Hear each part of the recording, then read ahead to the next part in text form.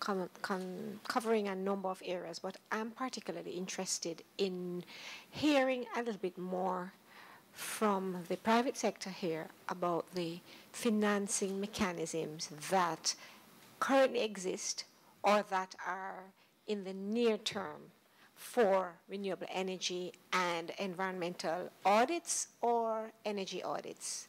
That is one question.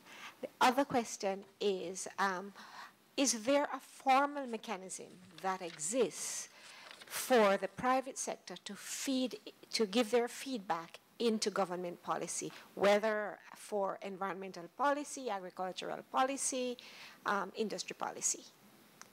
Thank you. All policy formulation, the government policy formulation at least, follow a kind of fixed format where the policy is formulated based on initial stakeholder consultations to get basically the framework of what is to be developed, and then it undergoes a more rigorous stakeholder targeted type consultation, and then a more broader public consultation where everyone has an opportunity to make inputs into the formulation of the policy, because it affects basically everyone.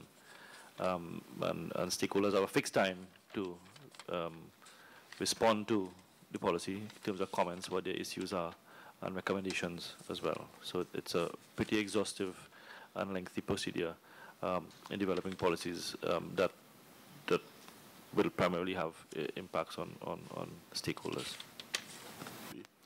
And a lot of private sector interests may have been impacted by the CEC rules or the water pollution rules and so on. For example, under the CEC rules, if you're conducting one of 44 designated activities, you are required to obtain a certificate of environmental clearance. Now, that certificate is not, just handed down without consultation. You are involved in the process. There's a mechanism in place for you to let us know what you think about the conditions that we're putting into any permit that is going to be issued to you. So from that aspect, there's also an opportunity for companies and so on to have an input, especially if the project is deemed to require an environmental impact assessment.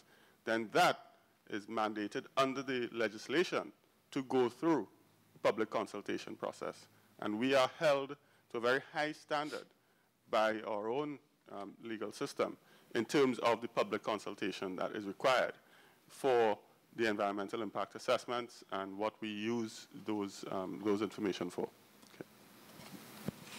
Mr. Dramajan, just a quick follow-up really question on the financing of audits. Can you let us know a little bit about the Green Fund and if that fund would allow such funding to take place? I would not dare, in the presence of Mr. Richard Ledoux, the coordinator for the Green Fund, I would not dare to answer that question related to the Green Fund. Mr. Ledoux, if you will, please.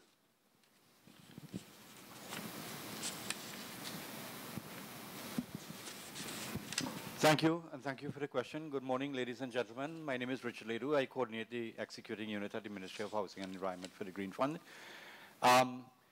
The financing of any environmentally related activity by a for-profit organization is not eligible under the Green Fund.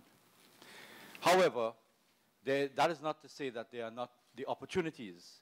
And in fact, the whole emphasis of the Green Fund is building partnerships, sustainable partnerships. As we heard this morning, all of this is essentially built on a partnership foundation.